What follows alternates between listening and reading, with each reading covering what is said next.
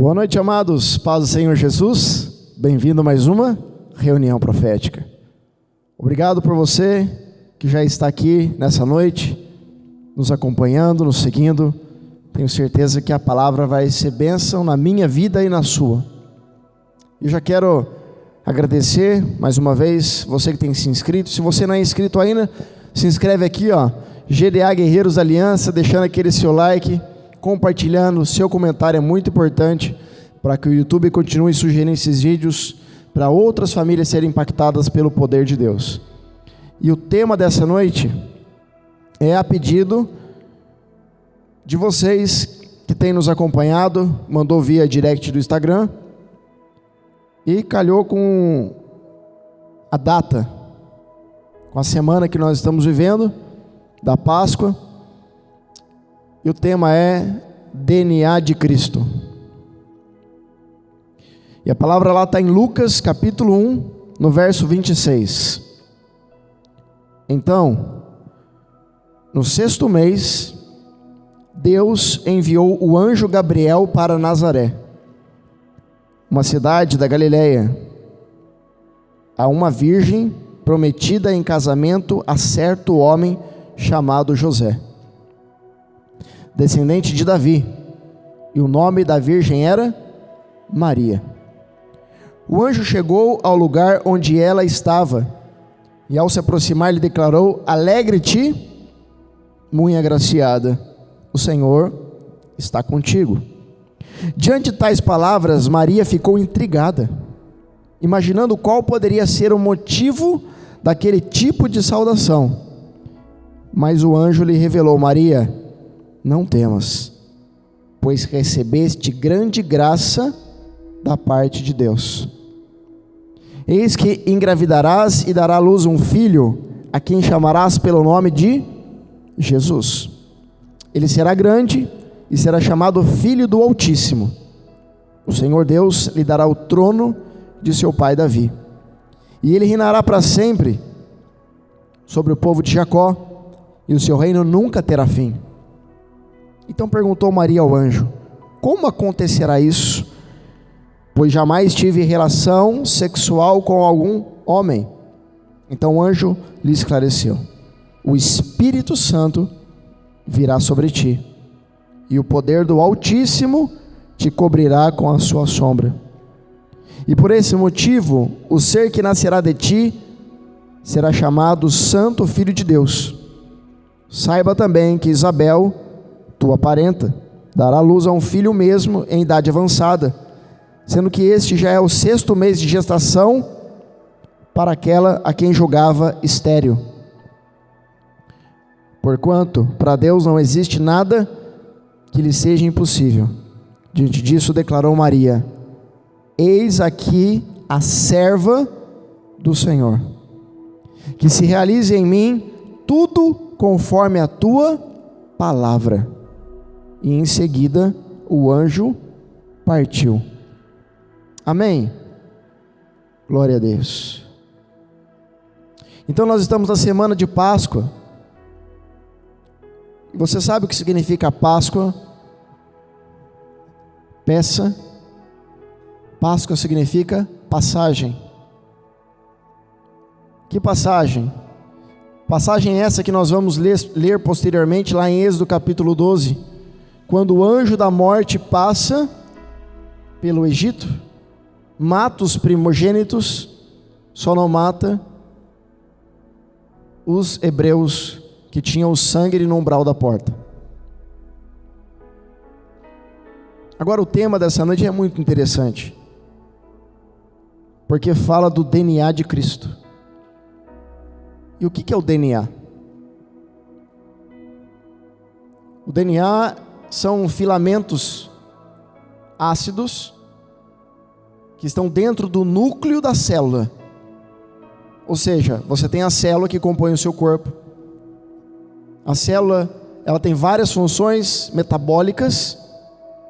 Dentro da célula, você tem o núcleo, que é a parte central dela. E dentro do núcleo você tem o DNA. Então é quase que impossível você alterar o DNA. Então o DNA, ele está dentro do núcleo da célula. Imagina, a célula não dá nem para você ver. E o DNA, ele compõe o gene humano, ou seja, todo o código genético sobre o seu organismo. Ali está falando sobre todo o seu organismo, como ele funciona. E o DNA, ele nada mais é do que a resposta da hereditariedade, ou seja, da onde você veio, dos seus antepassados. Então no seu DNA está composto ali de características do seu pai e da sua mãe, que formou você. Entende? E esses filamentos, eles são em movimentos espirais, como se fossem algumas escadinhas. Então ali se tem o código genético. Então olha que coisa, que milagre, né? Que coisa extraordinária. Dentro do núcleo da célula, você tem o código do ser humano. Agora, sabe o que é mais interessante disso tudo?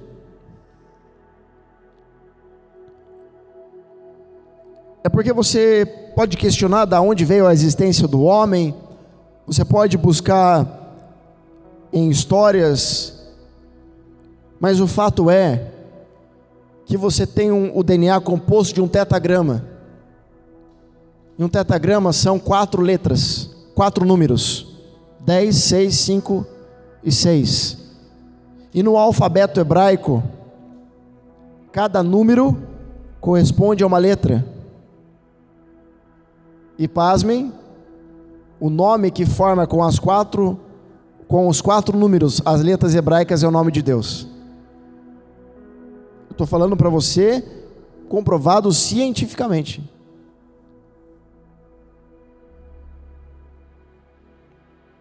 Forma o mesmo nome de Deus na Bíblia, o nome que não pode ser pronunciado. O que pode ser pronunciado é Jeová, ou Yahvé. Interessante, né? Você acha que é uma coincidência? Tem gente que acha que as coisas são coincidência, né? Tudo na sua vida é espiritual. Ainda mais se você for um profeta de Deus.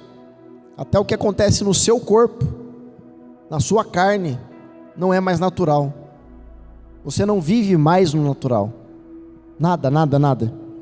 Se você é um profeta de Deus, eu estou falando isso porque tem pessoas me procurando, mandando mensagem. Você me desculpa se eu não consigo te responder a mensagem na hora. É muitas mensagens que eu estou recebendo. De pessoas, olha, me ensina sobre isso, me ensina. Pessoas de outros ministérios, pessoas de igrejas grandes. Falar para você aí, eu não tenho nada para ensinar não. É quem está em mim, que fala por mim. Eu, Derek, não tenho nada.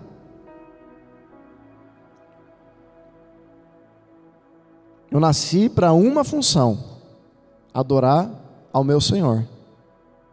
Para isso. Então, se você é um profeta de Deus, você tem um ministério, você tem esse chamado, preste atenção no que eu vou falar agora. Tudo o que acontecer com você é espiritual.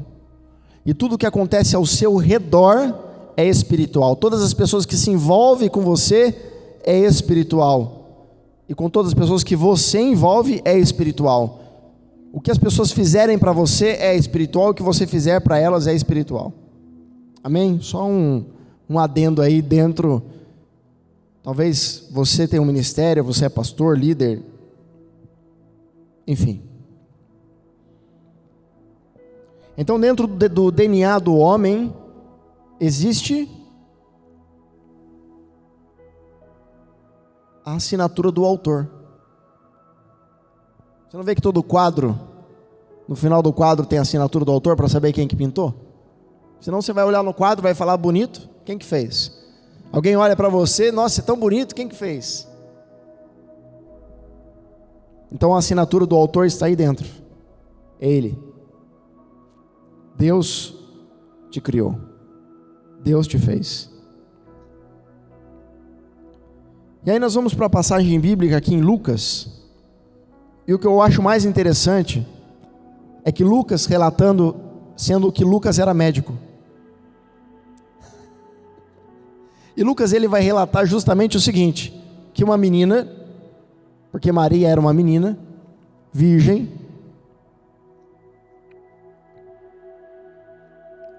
ela recebe a visita de um anjo na sua casa. Imagina você estar na sua casa e de repente aparece um anjo, visivelmente olha para você e fala: alegra-te, muito agraciada, o Senhor está contigo. Sabe o que eu tenho visto nesses dias? Deus tem mostrado para mim duas coisas. Deus está levantando uma geração de jovens que não se corromperam, e Deus está empoderando as mulheres. Por quê? Porque a mulher na Bíblia simboliza a igreja.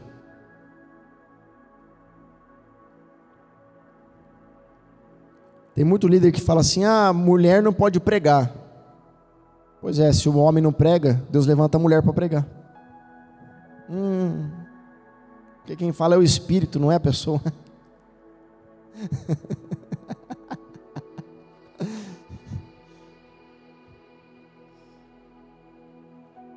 É complicado. Deus espera que você faça. Você não faz, Deus levanta outro.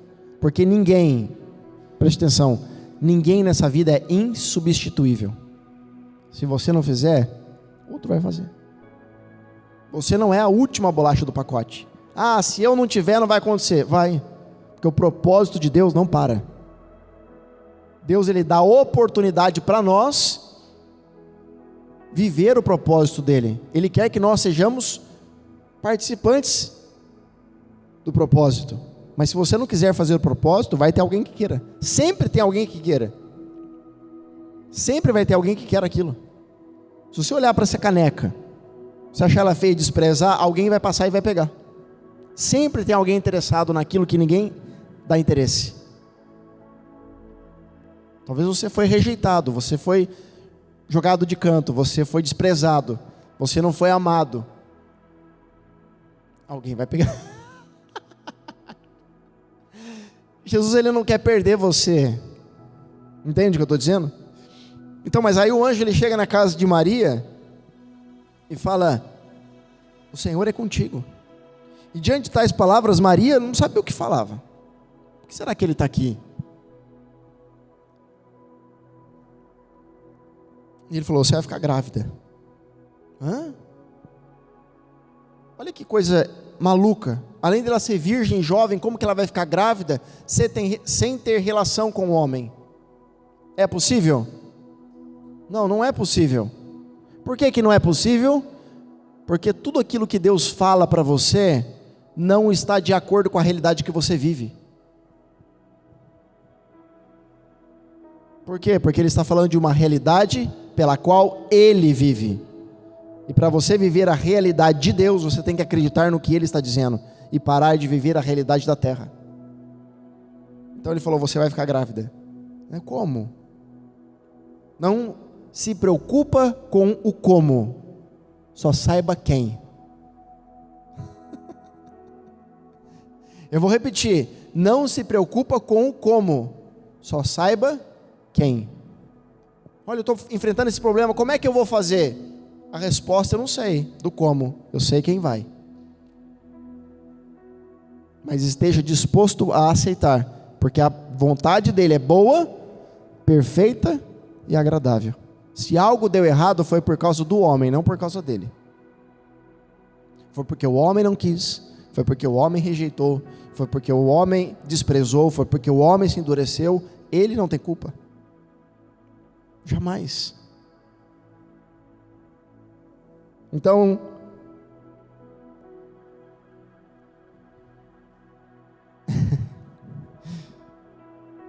segura aí, papai.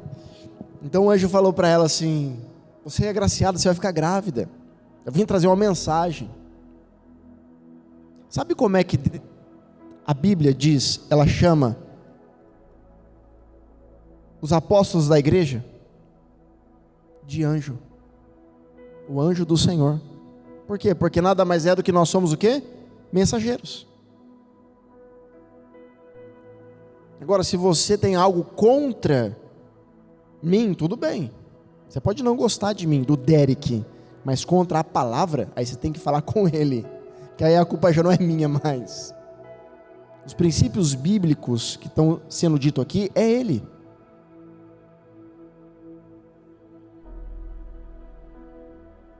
Então Maria, apesar de ser jovem, virgem, ela é alguém que tinha uma vida certa com Deus. Por isso ela recebeu uma visita. Fala, visita. Todas as vezes que eu sigo princípios, que talvez a grande maioria não siga, você recebe visita. Então quem não segue princípios recebe o quê? Recebe nada. Você vai na igreja só para ser mais um. Se você seguir princípios, você recebe visita.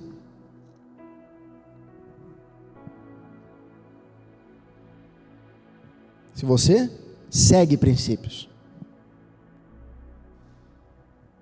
Seguir não é difícil, apesar de muita gente não fazer.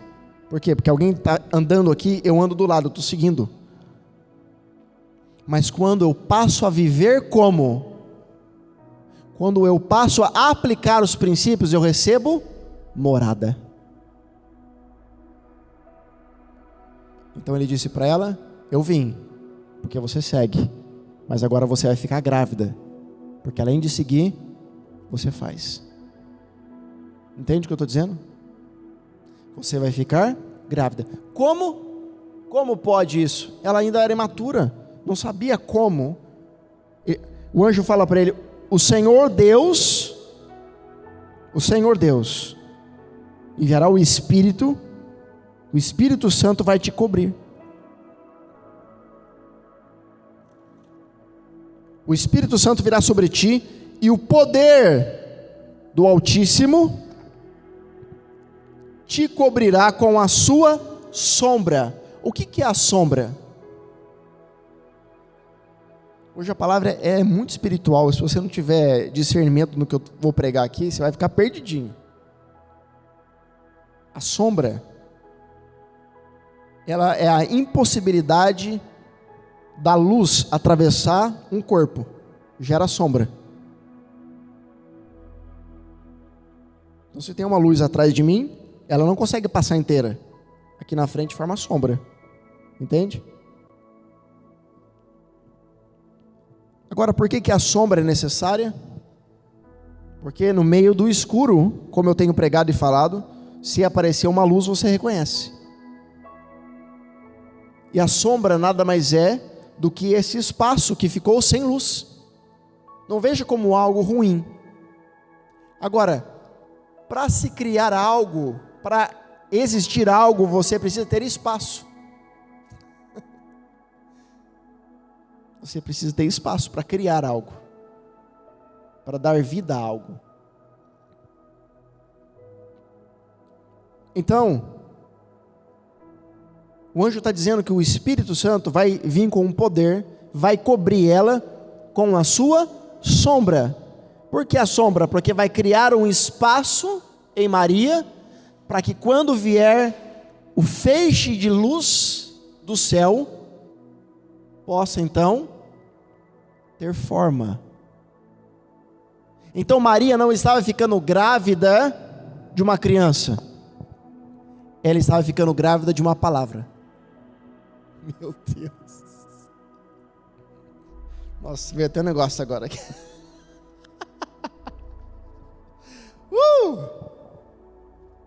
Maria não estava ficando grávida de uma criança, Maria estava ficando grávida de uma palavra. Só que para a palavra crescer em você, ela precisa de uma coisa. Fala o quê? Espaço. Como assim? Se a palavra não encontrar espaço, ela não consegue ter forma, crescer, desenvolver. Então tem muita gente querendo ser transformada por Deus e pela palavra, sendo que não dá espaço para Deus agir e fazer a transformação, porque o eu dela tomou conta dela toda.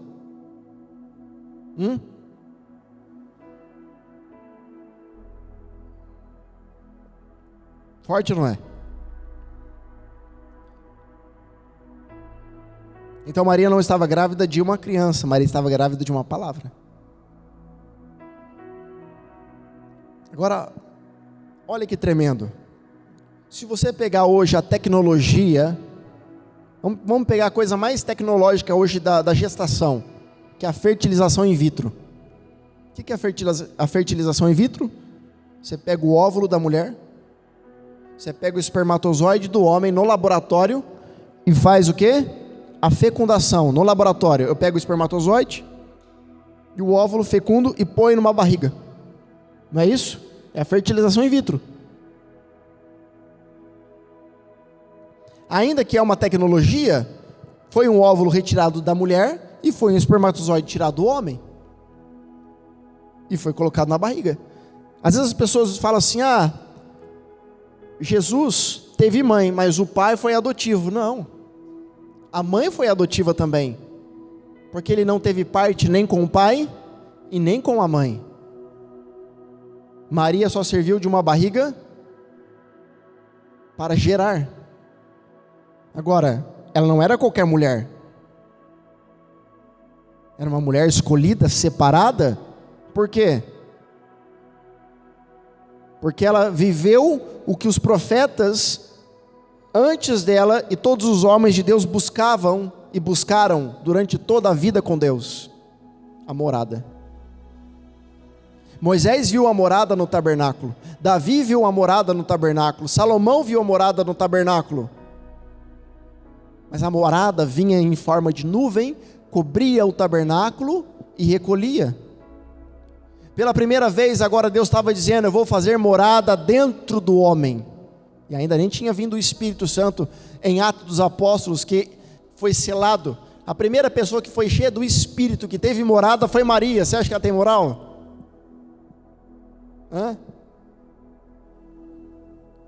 Só que Jesus, quando ela vai chorar na cruz, ele fala mulher. Ele não chama de mãe, porque ele estava dizendo para ela: eu estou acima, o meu propósito. Ou seja, ele não era filho dela, era filho adotivo. Por quê? Porque ele não nasceu da mulher e do homem, ele nasceu do Espírito. Agora, se um ser humano, ele nasce do homem e da mulher, e ainda que seja por fertilização in vitro, ele possui DNA. Se Jesus nasceu do Espírito, como que ele se transformou em humano e como ele possui DNA?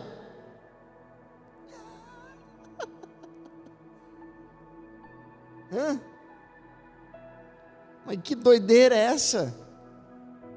Como que ele virou carne? E como que ele tinha DNA? Então lembra que eu falei que a palavra, para ela se desenvolver, ela precisa ter o quê?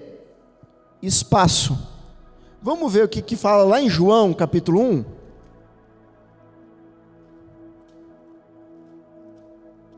Diga glória a Deus.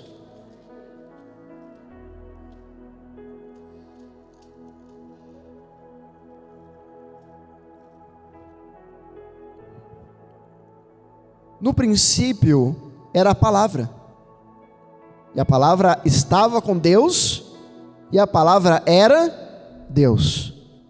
Ele, a palavra, estava no princípio com Deus. Todas as coisas foram feitas através dele, e sem ele nada do que existe teria sido feito. Nele estava a vida, e a vida era a luz dos homens. A luz resplandece nas trevas, mas as trevas não a venceram. Houve um homem enviado de Deus, cujo nome era João. Lembra que o anjo falou para Maria que a prima dela estava grávida? Aí é o João Batista. Ele veio como testemunha para que testificasse a respeito da luz.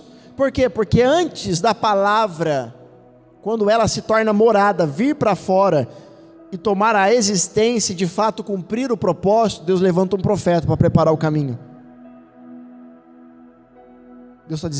Deus levanta um profeta para o profeta preparar o caminho, dizendo assim: venham após mim, está chegando aí alguém que é maior que eu.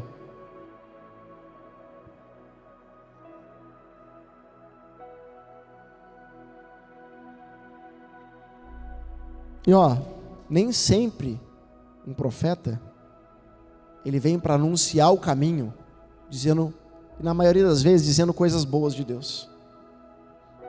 Você sabia que Deus levanta profetas para trazer juízo sobre o povo? Como assim juízo? Para exortar, para trazer o juízo, para puxar, sabe aquele puxão de orelha que dói até a alma? Por quê? Porque Deus, ele precisa executar juízo, ele faz isso através de quem? De homens. Você vai ver na palavra. Então no verso 7, ele veio como testemunha para que testificasse a respeito da luz, a fim de todos virem e crer por intermédio dele. Ou seja, Deus levantou um profeta para que o profeta chegasse e falasse assim: gente, eu sei quem é a luz, e eu preciso mostrar para vocês. João não era a luz, mas foi enviado para testemunhar a luz. A palavra é a luz verdadeira, que vinda ao mundo, ilumina toda a humanidade. Então a palavra não diz assim, Jesus não diz que ele é o caminho, a verdade e a vida? Tem gente que acha que a verdade é a palavra. Caminho, verdade e a vida é a palavra. É a palavra. Caminho, verdade, vida. É a palavra. Aquele que é a palavra estava no mundo, e o mundo foi feito através dele, mas o mundo não o reconheceu. Ele veio para o que era seu, mas os seus não o receberam. Mas todos os quantos o receberam, deu-lhes o direito de se tornarem filhos de Deus.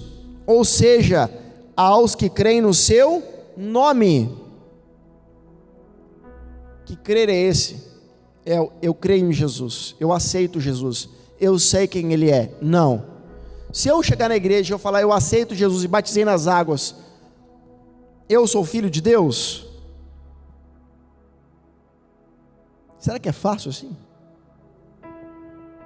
Você sabe quando você se torna filho de Deus? Quando você começa a reproduzir as mesmas coisas que o seu pai faz. Mas a palavra diz que aquele que crer e for batizado será salvo. Só que muitas pessoas descem nas águas e levantam como um mergulho na piscina. Se não houver transformação no caráter, não adiantou o que você fez. Então foi invalidado meu batismo? Não. Mas eu fiz sem saber. Se você der uma facada em alguém, aquela pessoa morrer, ainda que você fez de cabeça quente, você vai pagar por isso. Todos os seus atos têm uma consequência. Todos. Ainda que você não saiba, ainda que você faça de cabeça quente, ainda que você fez naquele momento, todos os seus atos.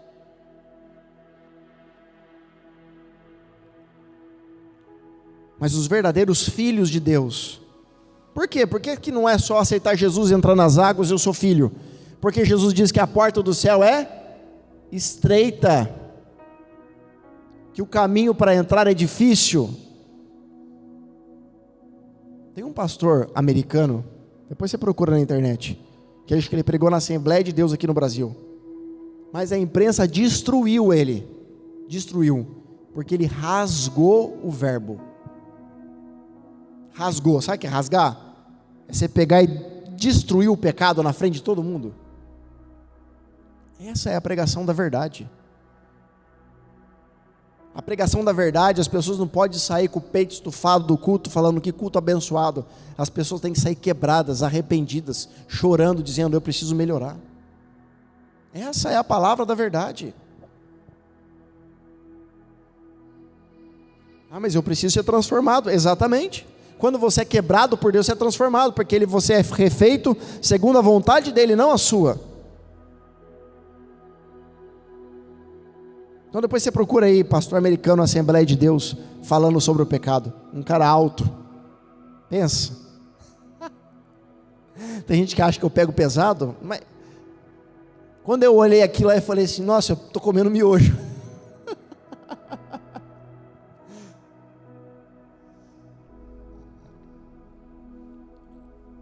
Então os verdadeiros filhos de Deus, que aceita, que quer viver os princípios, a palavra diz que eles não nasceram do sangue, da vontade da carne. Mas peraí, eu nasci do meu pai com a minha mãe. Só que quando você de fato se conecta ao Criador, Ele implanta dentro de você, meu Deus, Ele implanta dentro de você o mesmo DNA dele.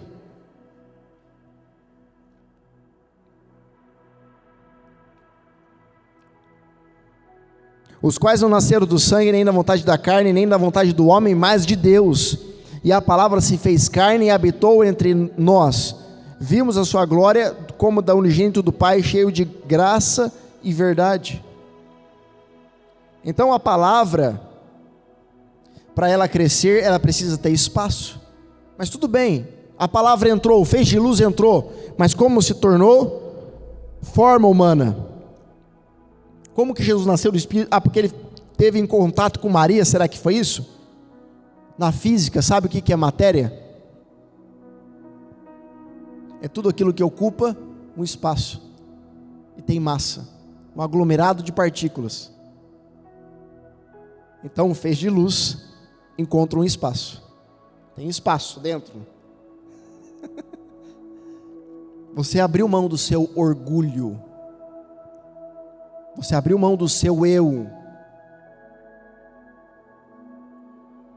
Então, se tem espaço, a palavra entra, o aglomerado de partículas forma, essa palavra se transforma em massa. Jesus cria forma. Entendeu? E começa a crescer. E aí, para crescer essa palavra, além do espaço que você dá, você precisa se permitir receber o amor que aquela palavra está causando em você. Quando o neném está na barriga, não é a mãe que o alimenta, mas quando Jesus está em você, é Ele que te alimenta.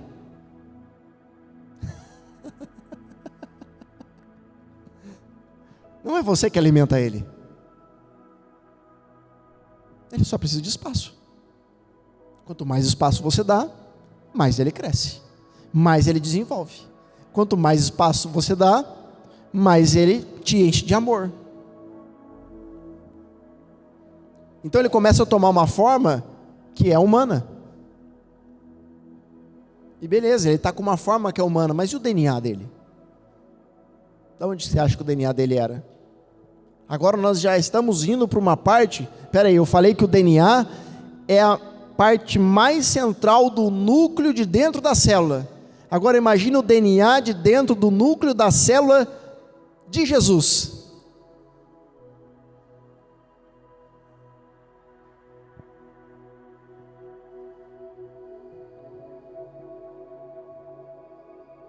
O que você acha que era o DNA dele?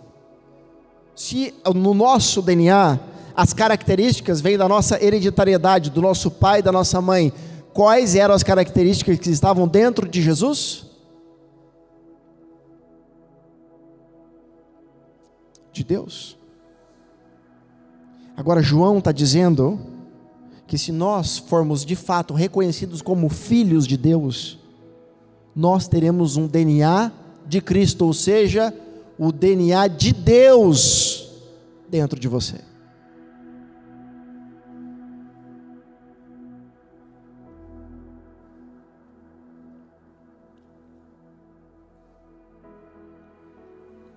Entende o que eu estou dizendo, sim ou não?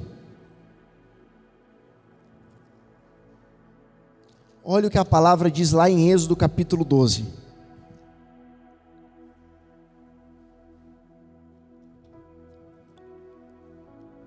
Mas o que o DNA de Cristo tem a ver com a Páscoa? Êxodo capítulo 12. Disse Yahvé a Moisés e a Arão na terra do Egito: que este mês seja para vós o princípio dos meses, será o primeiro mês do ano. Falai a toda a congregação de Israel, dizendo: no dia 10 desse mês, que cada homem tome para si um cordeiro. Para cada família, um cordeiro para cada casa. Entretanto, se a família for pequena, para consumir um cordeiro, então se juntará com o vizinho mais próximo de sua casa, conforme o número de pessoas. O cordeiro será escolhido na proporção do que cada um puder comer. O cordeiro será macho, sem defeito e de 1 ano. Vós os escolhereis entre os cordeiros ou entre os cabritos, e os guardareis até o dia 14 deste mês, e toda a assembleia da congregação de Israel o degolará à tarde, e tomarão um pouco de sangue, e passarão sobre os 2 umbrais, e sobre as vergas das portas da casa em que os comerem. Sobre quantos umbrais? Quantos? 2. Sobre um umbral? Não, sobre os 2. Sabe o batente da porta? Esse aí, o umbral. Passar sobre os 2. Por que os 2 e não um? 8. Naquela mesma noite comerão a carne grelhada no fogo com pães não fermentados e ervas amargas, e comerão. Não comereis dele nada cru, nem cozido em água, o animal inteiro, incluindo a cabeça, as pernas e os miúdos, será assado em brasa. Nada deixareis sobrar até pela manhã. Caso isso aconteça, queimareis o que restar. Segura aí. Na formação do DNA tem quantos filamentos? 2. E o DNA é o código genético. Quando Deus está falando, passa o sangue nos 2 umbrais da porta. Em Apocalipse 3:20 vai dizer: eis que estou à porta e bato. João capítulo 10 diz: eu sou a porta. Quem que estava dentro da casa? Morto e sacrificado na mesa para ser comido? O cordeiro. Então, o que você está querendo dizer? Eu estou dizendo que dentro do DNA tem um cordeiro sacrificado para você viver hoje. Aleluia!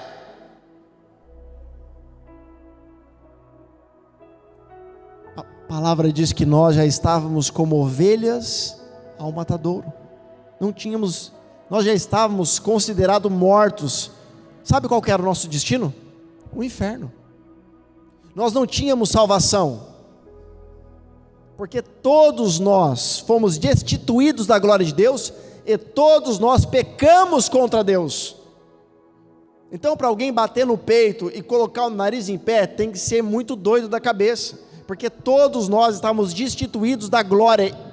O nosso destino era o inferno, mas o amor e a graça dele nos alcançou e nos tornou a possibilidade de nós sermos salvos. Salvos. Por isso que todo aquele que não é humilde não entra no reino de Deus. Porque como você vai ser arrogante diante dessa presença, pela qual nós não merecíamos? Eu não merecia estar aqui. O meu castigo era um inferno. Eu não merecia. Mas a palavra diz que ele tomou sobre si a ira de Deus. Ele suportou a ira por mim. Ele suportou a enfermidade por mim. O castigo que nos traz a paz estava sobre ele, e pelas suas pisaduras fomos sarados. Isaías 53.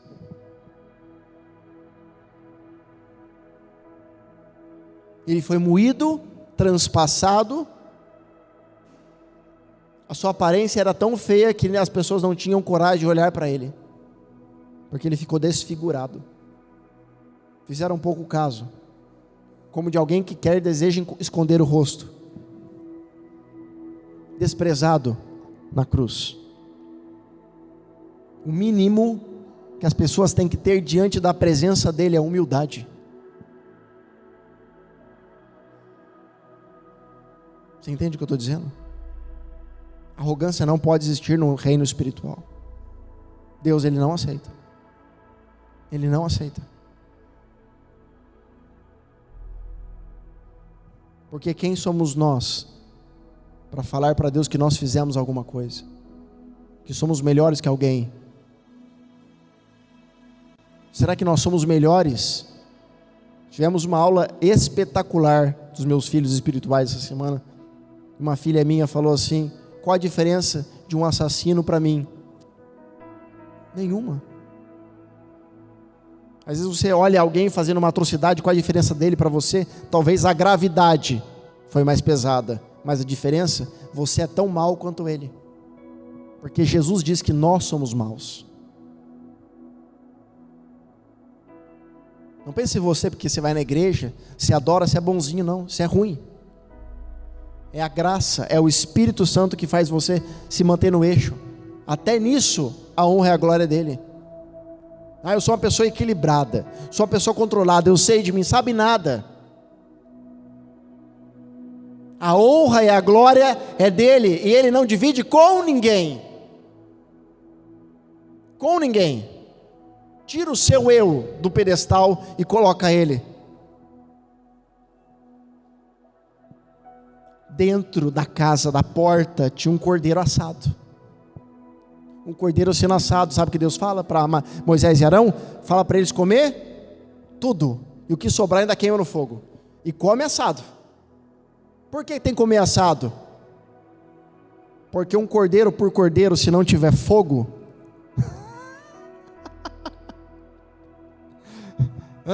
não tem sabor. Deus não quer que só que você sacrifique, Deus quer que você experimente o sacrifício. Deus quer que você experimente aquilo que você está fazendo. Ele não quer que você...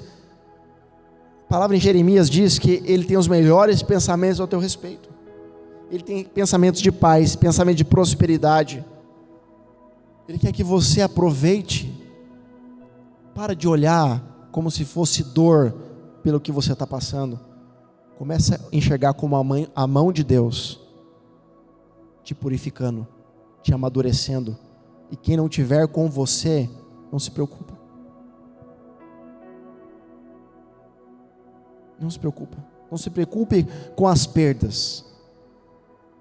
Ainda que seja da tua própria casa, da tua própria família. É preferível que doa, que você perca um braço, mas que você entre no reino dos céus. É preferível que você perca um olho, mas entre no reino dos céus. Porque, olha, tem uma frase, durante muitos anos eu escutei isso. Durante muitos anos. Uma frase que Deus falava para mim, toda vez que eu estava triste, ia acontecer alguma coisa, e Ele mudava, Ele falava assim: vê, eis que renovo todas as coisas. Sempre Ele falava isso. Ele falou isso durante, acho que 20 anos da minha vida. Todos os dias, vê, eis que renovo todas as coisas. Eis que faço nova todas as coisas. Depois Ele mudou, porque eu entrei em um outro estado da minha vida, mas Ele renova, Ele muda. Então não se preocupe. Não se preocupe com as mudanças, do que vai acontecer. A palavra diz que já basta a cada dia as dificuldades. Se preocupe com o hoje. Então dentro da porta estava um cordeiro sendo assado, no secreto. Se você voltar para... Se você assistiu o culto anterior, você vai entender o que é o secreto. O cordeiro estava ali no secreto. Verso 11: ao comer, estai prontos para partir. O que acontece quando você come um cordeiro? O que acontece quando você sacrifica o cordeiro? Agora é forte que eu vou falar. Você está preparado? Diga amém. Quando você sacrifica um cordeiro, você sacrificou de coração, verdadeiramente. Você queimou no fogo. Ao comer, Deus está falando: estais prontos para partir, cinto atado. Cinto, em Efésios, Paulo vai dizer que é o cinto da verdade. Ou seja, você está blindado pela verdade. Você não negocia princípios. Cinto da verdade. Sandália nos pés, calçados do evangelho. Ou seja, você está pisando sobre princípios e fundamentos. Você não cai mais. Você não balança mais. Ó, o cinto, a mulher oriental, ela enrola essa parte do corpo com faixa várias vezes. Sabe por quê? para manter isso aqui aquecido. Porque aqui é o centro do corpo do ser humano.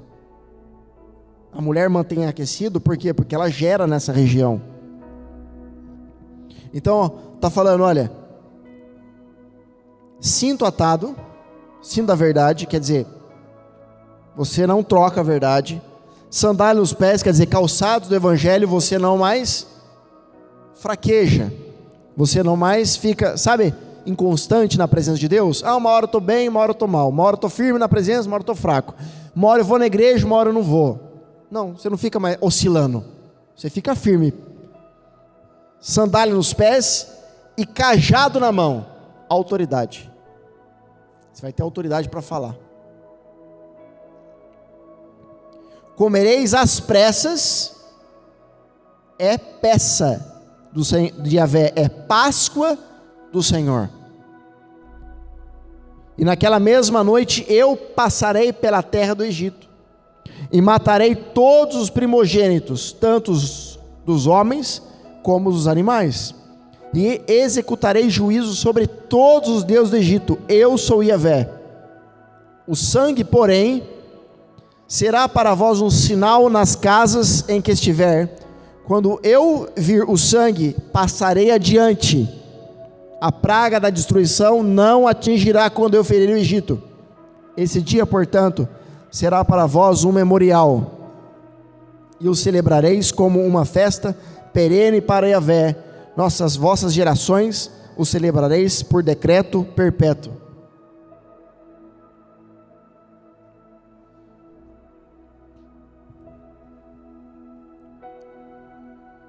Então, quando você sacrifica o cordeiro, quando você assa o cordeiro e você come o cordeiro, o que acontece? Deus vai levantar você para partir para um outro nível. Deus vai levantar você para partir para um outro nível. Ele fala: come e esteja pronto. Coma e esteja pronto.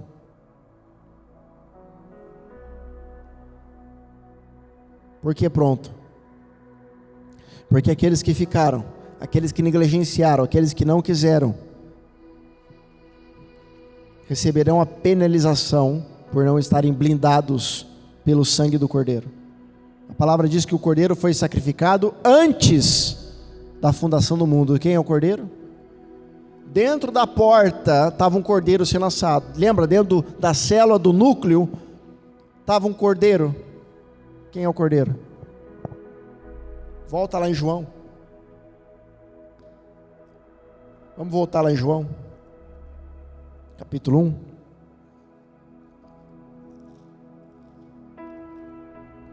João capítulo 1, verso 29.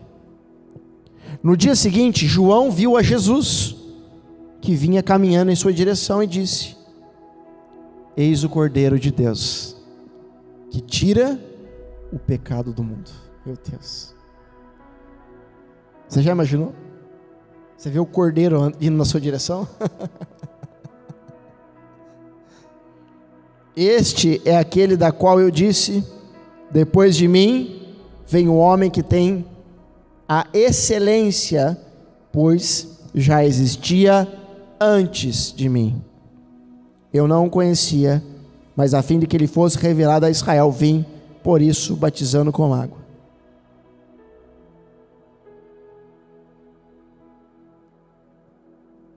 Olha que coisa poderosa.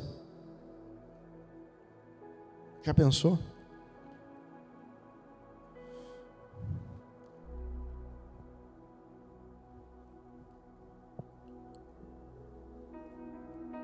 Agora ele estava vendo o cordeiro. Ele estava experimentando. Jesus é o cordeiro.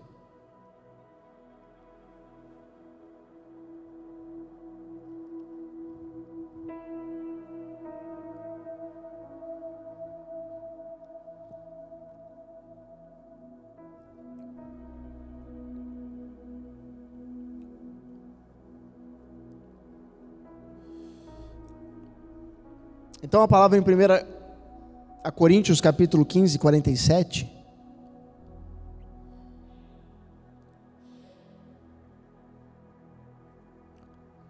A palavra diz assim, ó, 1 Coríntios 15, 47, o primeiro homem foi formado do pó da terra, e o segundo homem é do céu. Os que são da terra são semelhantes aos homens terrenos, e aos que são dos céus, ao homem celestial. Por quê? Porque todo homem que ele é da terra, ele fica querendo resolver coisas da terra, preocupado em resolver coisas da terra. Eu vou tirar satisfação, eu vou falar com o fulano, eu vou que não sei o quê, eu não vou aceitar isso, porque é da terra. Quem é do céu, você pode ver quem está no céu, ele não para, ele só continua, ele continua, sabe um trem? Imagina aquele trem que passa, aquele trem que está viajando, você vê nos filmes, ele já pegou as pessoas na estação e está indo embora, ele só vai parar quando chegar. Quem é do céu não para. Quem é da terra, mas por que está rápido? Por que pôs ele no vagão? Por que não colocou eu? Por que eu não entrei? Você está falando, você ficou lá atrás. E sabe o que é o pior? Você corre o risco de não conseguir mais. Olha, eu vou entregar coisa poderosa agora no final. Então, pessoas da terra se preocupam com coisas da terra.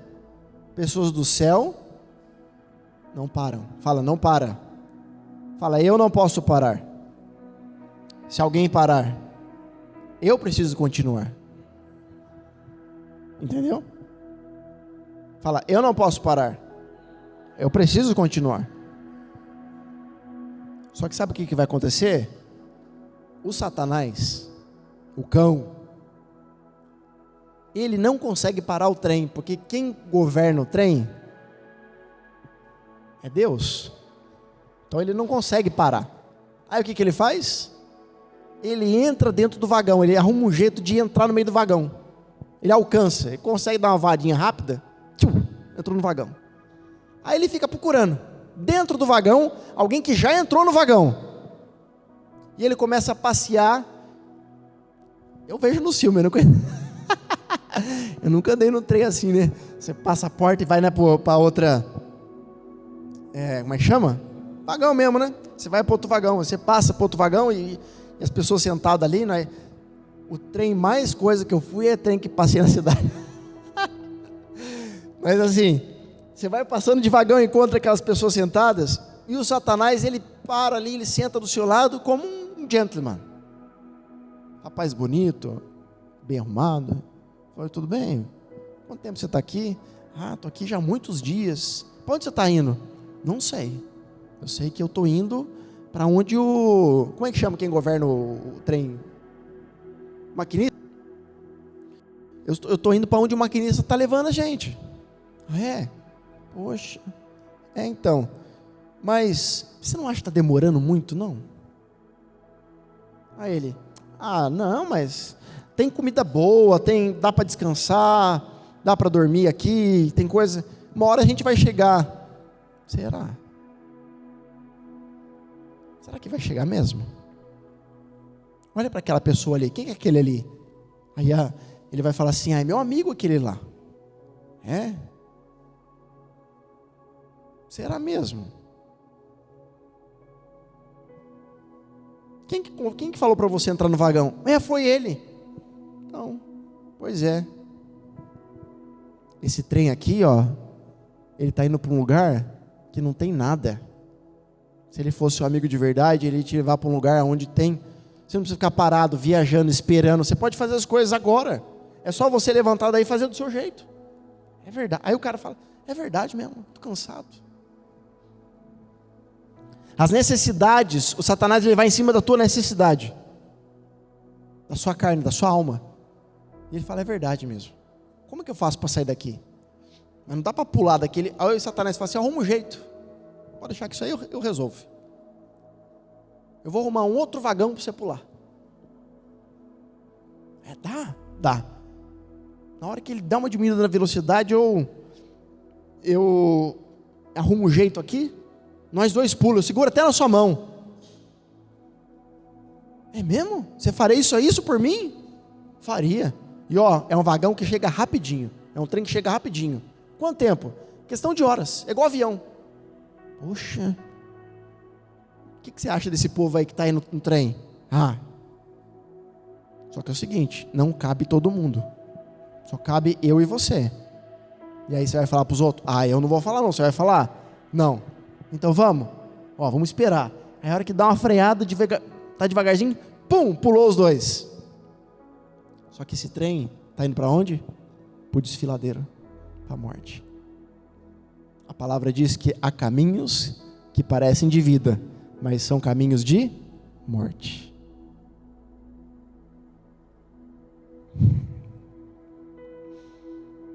Quem tem ouvidos, ouça o que o Espírito está falando.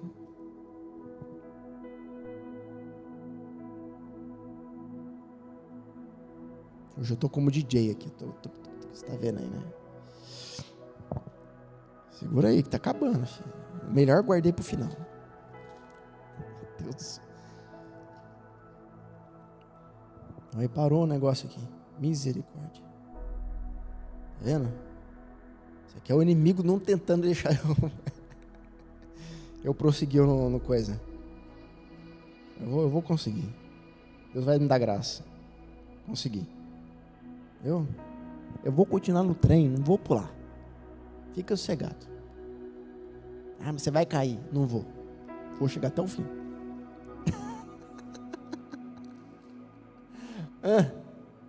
Então você entendeu o que é o DNA? Você entendeu que a palavra, Maria não ficou grávida de uma criança? Maria ficou grávida de uma palavra. E para a palavra crescer, precisa ter espaço. Mas para a palavra criar forma, justamente esse espaço vai fazer um aglomerado de partículas, se transforma em uma massa, gerou a criança. Sendo nutrida sendo recebida, né? Você receber o amor, essa palavra vai crescendo, toma forma e o DNA vai expandindo. Mas tem uma coisa que impede mais do que a falta de espaço da palavra ser germinada em você. O quê? Alguém sabe? Alguém arrisca? Há uma coisa que impede que essa palavra seja implantada em você. Ela impede muito mais do que a falta de espaço.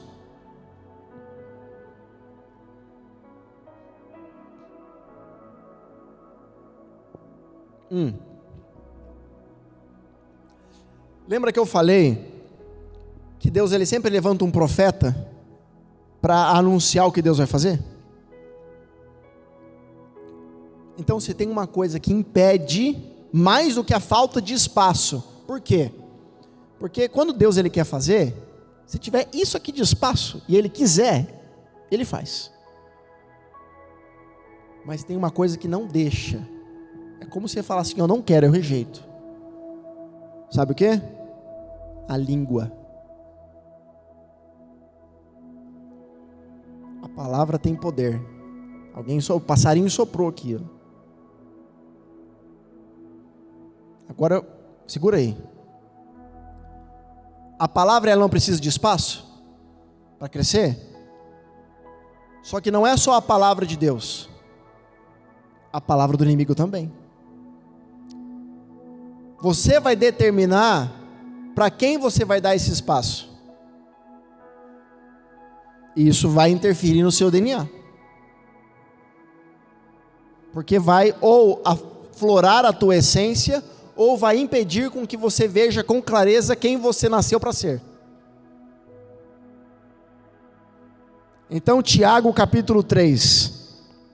Caros irmãos, não vos torneis muitos de vós mestres, porque sabeis que nós, o que ensinamos, seremos julgados com maior rigor. Afinal, todos tropeçamos de muitas maneiras.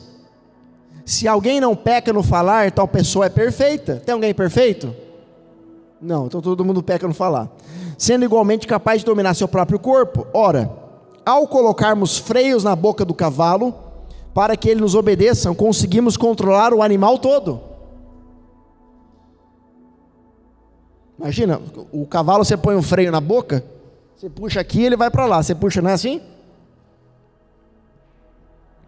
Ora, observar, por exemplo, os navios, embora sejam grande porte e impelidos por forte vento, são dirigidos por um leme muito pequeno, de acordo com a vontade do piloto. Do mesmo modo, a língua é um pequeno órgão do corpo, no entanto, se vangloria de grandes realizações. Vede como um bosque imenso pode ser incendiado apenas por uma fagulha. Semelhantemente, a língua é fogo. É um mundo de iniquidade. A língua está localizada entre os órgãos do nosso corpo e pode contaminar a pessoa por inteiro. E não somente põe completamente em chamas o curso da nossa existência. Olha aí, você vai apagar o seu DNA. Você vai corromper ele com a tua língua.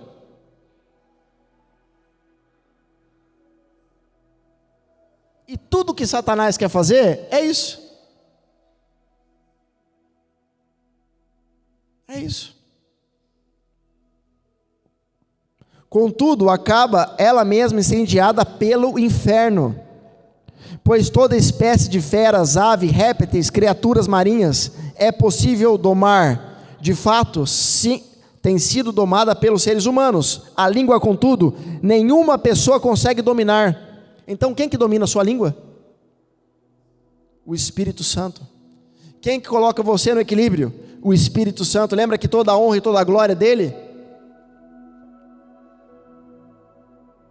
É um mal incontrolável, cheio de veneno mortal. Com a língua bendizemos o Senhor e Pai, porém com ela amaldiçoamos nossos semelhantes, criados à imagem de Deus. Por isso que todo aquele que lança uma palavra contra você, você libera amor. Entende? Toda vez que alguém liberar uma palavra maldita, você libera uma palavra bendita, porque Satanás, ele sabe como te destruir, ou seja, fazendo você quebrar princípios. Então, se você levanta contra a autoridade espiritual, se você levanta contra a igreja, no final você vai se levantar contra Deus. É uma escada. Se você se levanta contra o profeta de Deus, se você se levanta contra homens justos, mulheres, Satanás está te destruindo, você não está percebendo. A nossa guerra não é contra a carne, não é eu contra você, é ele. Satanás é o nosso inimigo, não é o nosso irmão. Não é a pessoa. Ah, mas a pessoa ela quer, eu sei, mas o nosso inimigo é Satanás.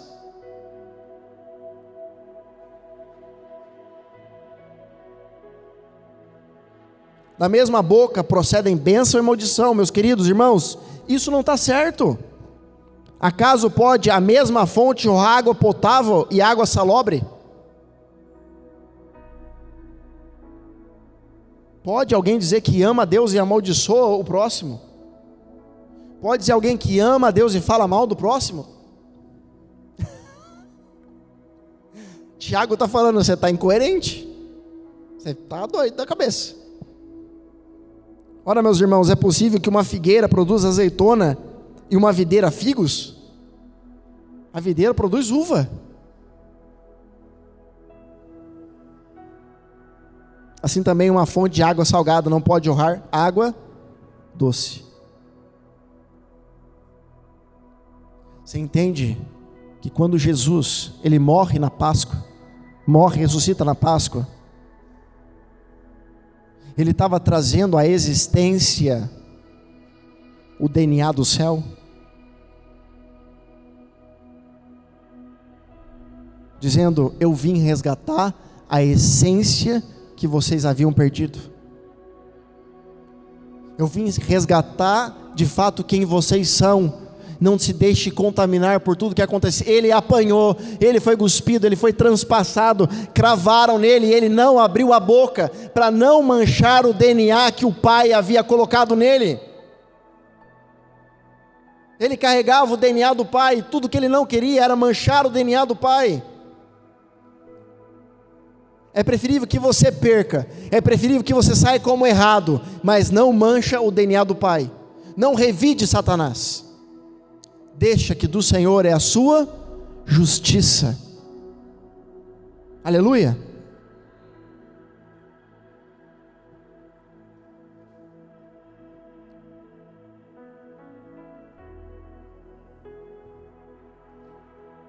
Agora eu vou te contar agora no final aqui algo que aconteceu comigo essa semana. Por isso que eu falei que o melhor eu vou entregar no final.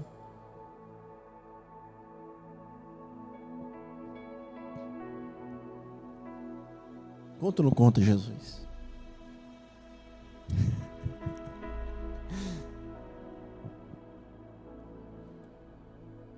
Em casa tem uma árvore, uma romã, que ela nasceu no meio do concreto. Ninguém plantou ela.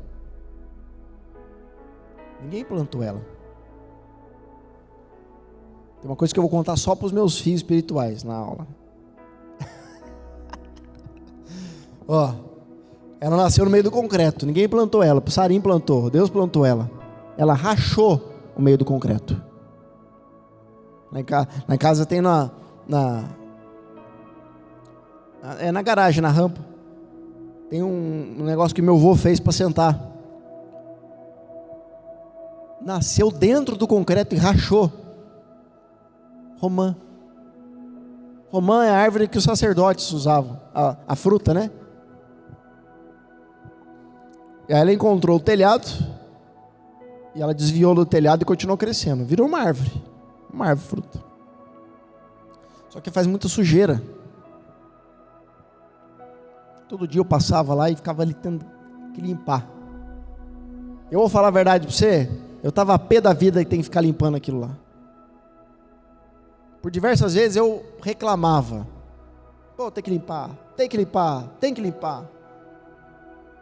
E uma vez Deus falou comigo e eu não quis obedecer. Sabe o que eu fiz? Eu fui e cortei os braços da romã. Estavam na minha altura ali, que era bem baixinho, tá? Ó, se rir é pecado. Já tem gente rindo aqui. Deus perdoa eles. Hoje é ceia. Tá perdoado. Depois eu pego eles na curva, deixo eles. Ó. Então uns bem baixinhos assim. Sujava, eu cortei os bracinhos. Chamei um cara para cortar. Ele veio com a maquininha, cortou. Os outros eu peguei o facão e eu mesmo cortei. E deu um trabalho para dobrar aquilo, porque o galho é duro. Para pôr no saco, enfim. Falei, mas eu vou arrancar. Eu estava determinado a arrancar. Minha mãe falou, não arranca. Eu falei, eu vou arrancar.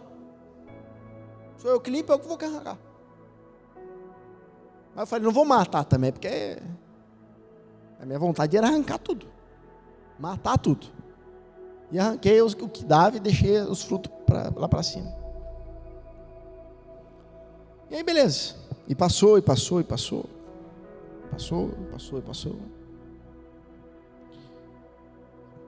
E aí, quando foi essa semana, minha língua começou a queimar. Queimar a minha língua. Eu falei, meu, parece que tem fogo na língua. Estou com fogo na boca, não é possível.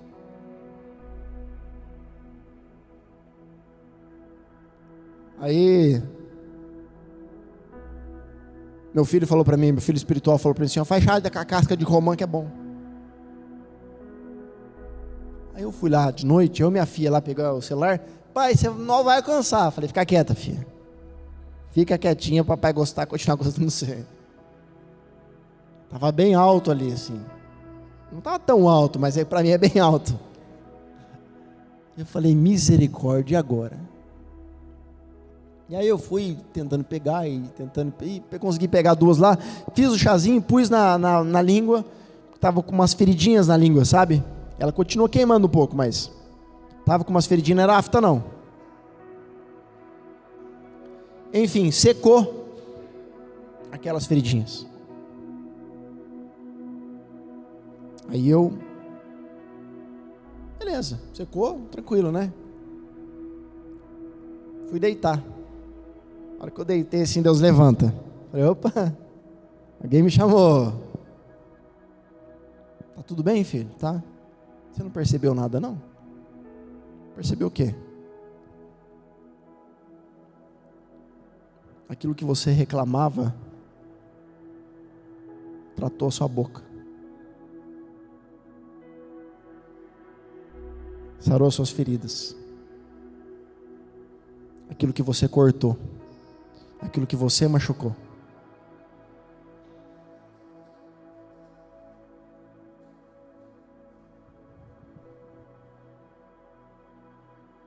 Aí Deus me levou lá em Isaías capítulo 6.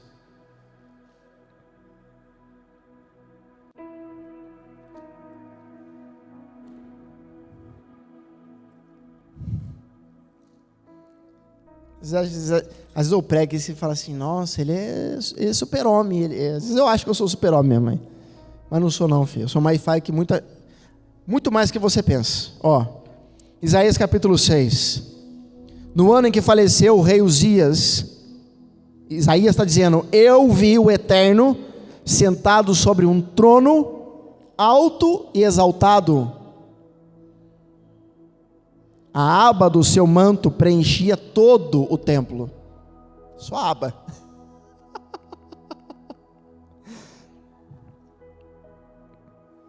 Em torno dele posicionavam serafins. Cada um deles tinha 6 asas. 2 cobriam o rosto, 2 cobriam os pés e 2 voavam. E ao mesmo tempo clamavam uns aos outros: Santo, Santo, Santo é o Senhor dos exércitos.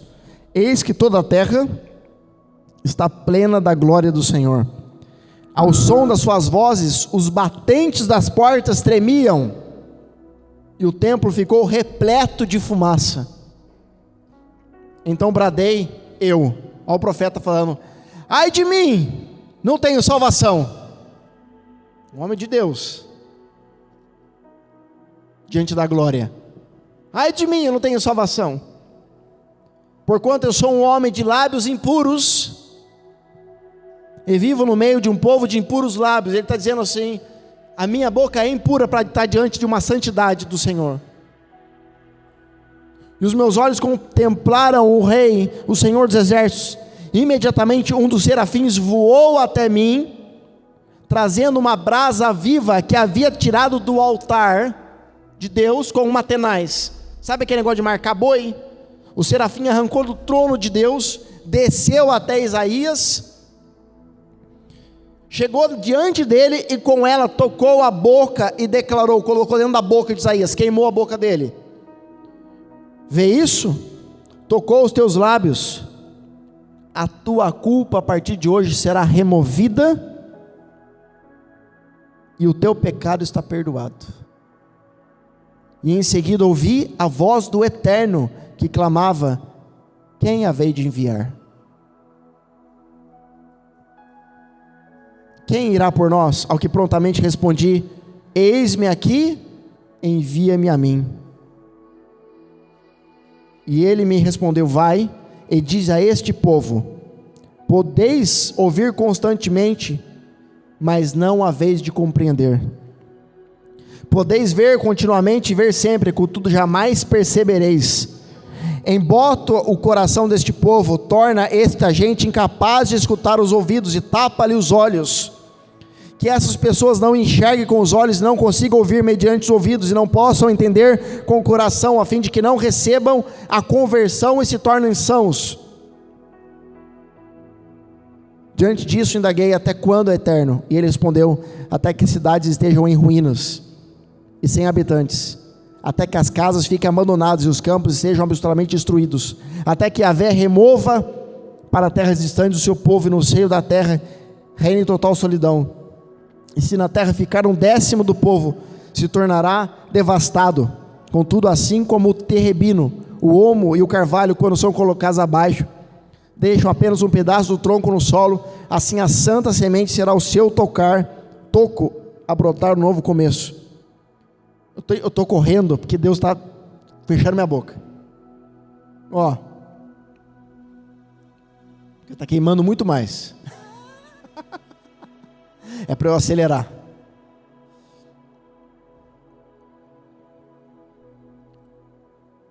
O profeta Isaías, diante da plenitude da glória de Deus, teve os seus lábios queimados, a sua boca queimada. Lembra que eu falei depois que o cordeiro ele é assado? O que Deus diz para o povo? Estais prontos para partir. Depois que você sacrifica um cordeiro, Deus te convida a subir de nível. E quem não estiver pronto para caminhar com você vai ficar para trás. Estais prontos para partir, cinto atado, sandália nos pés, cajado na mão.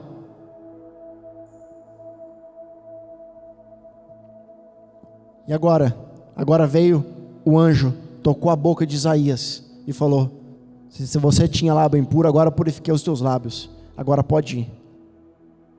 Pode ir. Pregar. Pregar para quê? O que o profeta Isaías veio trazer? Juízo para Israel. Olha o que ele diz lá em Isaías capítulo 6. Eu vou pregar e o povo não vai me ouvir. Eu vou pregar justamente para eles não ouvir. A minha pregação vai tapar os ouvidos deles, os olhos deles, para que eles não se convertam. Porque Deus era mau? Não, porque aquele povo já tinha o coração duro. Então o profeta só veio para trazer a justiça de Deus.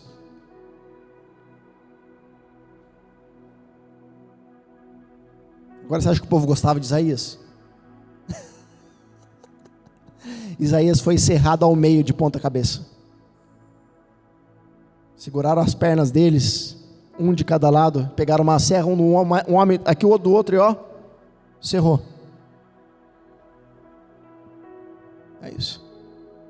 Quem prega a verdade, qual é o risco de ser cerrado ao meio? Ser partido ao meio. Por isso que os profetas eram mortos. Mas haviam homens e mulheres de Deus naquela época que guardavam os profetas e escondiam na casa.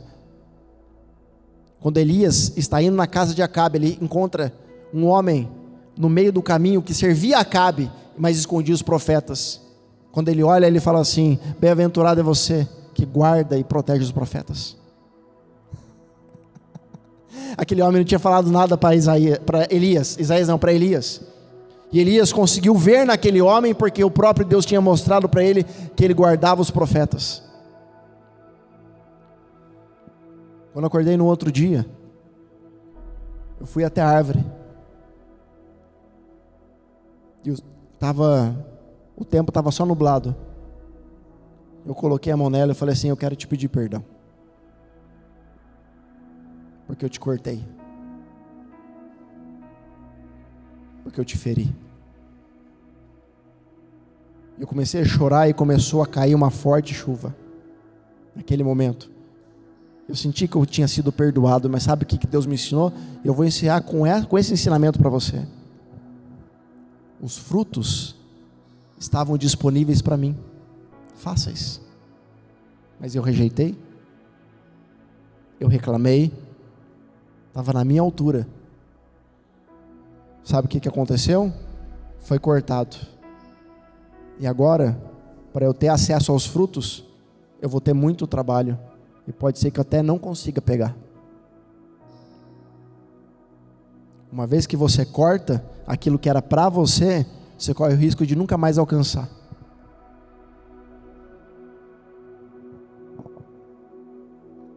Então não deixa que o seu DNA seja corrompido, porque na tua essência está a morada do Eterno. E eu finalizo aqui. O DNA de Jesus é Deus. Mas qual é o DNA de Deus? Vou deixar essa pergunta para você ficar meditando e o Espírito Santo tratar no teu coração. Meus amados, se você ficou comigo até o fim, se inscreve no canal. Aqui, GDA Guerreiros da Aliança. Aqui do lado está o QR Code para você fazer a tua oferta, a tua contribuição. Aqui embaixo, o Pix na descrição do vídeo. E olha, as próximas reuniões vai estar num cenário diferente, porque eu vou estar viajando para o alinhamento profético com meu pai espiritual Joel Engel nas próximas semanas, e eu vou estar gravando um vídeo de lá para vocês. Eu espero que vocês nos acompanhem, continuem seguindo, curtindo, comente. E obrigado mais uma vez, eu te espero até a próxima.